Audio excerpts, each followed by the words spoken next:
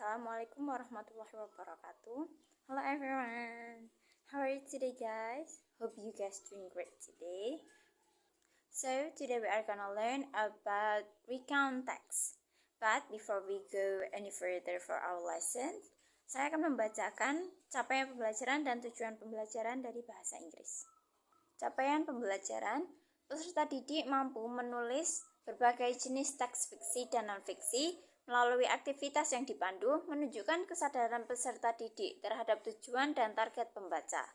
Mereka membuat perencanaan, menulis, mengulas, dan menulis ulang berbagai jenis tipe teks dengan menunjukkan strategi koreksi diri, termasuk tanda baca dan huruf besar. Mereka menyampaikan ide menggunakan kosakata dan kata kerja umum dalam tulisannya. Mereka menyajikan informasi menggunakan berbagai metode presentasi untuk menyesuaikan dengan pembaca atau pemirsa dan untuk mencapai tujuan yang berbeda-beda dalam bentuk cetak dan digital. Selanjutnya, tujuan pembelajaran. Peserta didik mampu membuat teks recount dengan memperhatikan struktur, unsur kebahasaan, dan tujuan komunikatifnya. Okay, now let's move to our lessons about recount text. First is the definition. What is recount text? Recount text is a type of text that retells past events or experiences in chronological order. It is used to inform or entertain the readers by sharing personal experience, historical event, or biographies. Jadi, recount text merupakan teks yang menceritakan kembali peristiwa di masa lalu atau pengalaman seseorang dalam chronological order atau sesuai dengan urutannya, yang biasanya digunakan untuk memberikan informasi atau memberitahukan kepada pembaca dengan berbagi pengalaman pribadi atau peristiwa masa lalu, peristiwa bersejarah atau biografi seseorang. Dan selanjutnya ada types of recount text. Yang pertama ada personal recount that tells about personal experience. Jadi personal recount ini menceritakan atau memberitahukan tentang pengalaman pribadi seseorang. For example, a holiday trip and a memorable day. And second is factual recount that presents historical events or factual occurrences. Jadi factual recount itu menyajikan peristiwa sejarah atau kejadian nyata yang terjadi seperti news report atau biografi seseorang. Dan yang terakhir ada imaginative recount that is a fictional story presented as a past experience. Jadi imaginative recount itu cerita fiksi yang disajikan dalam bentuk pengalaman masa lalu. Contohnya, retelling a dream or imagining being in historical events. Contohnya seperti menceritakan kembali mimpi atau berimajinasi menjadi salah satu tokoh dalam cerita histori atau cerita sejarah.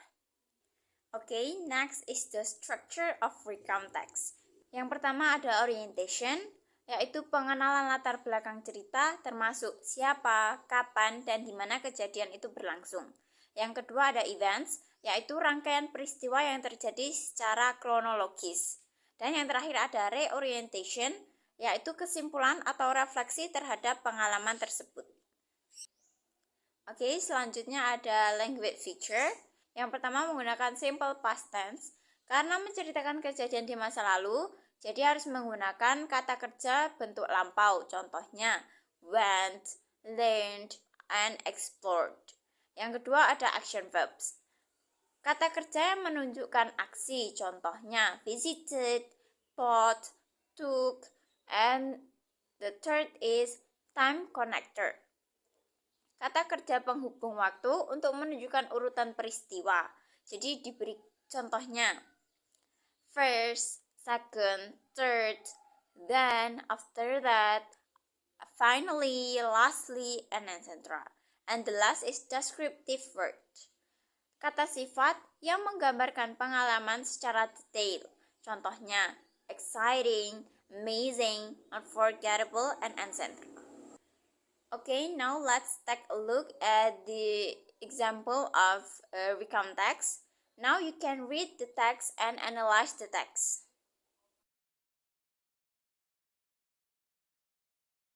Okay, after you read the text, let's test your understanding by answering this question. First is, what is the purpose of recount text? Second is, what are the three main parts of a recount text? And the last is, rewrite the sentence in past sentence. We visit the museum and learn about history. Okay, you can answer this question.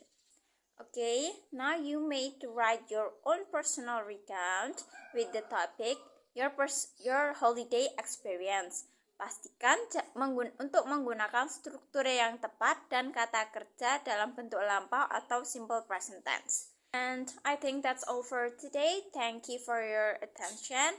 And last I say, wassalamualaikum warahmatullahi wabarakatuh. Bye. See you in the next lesson.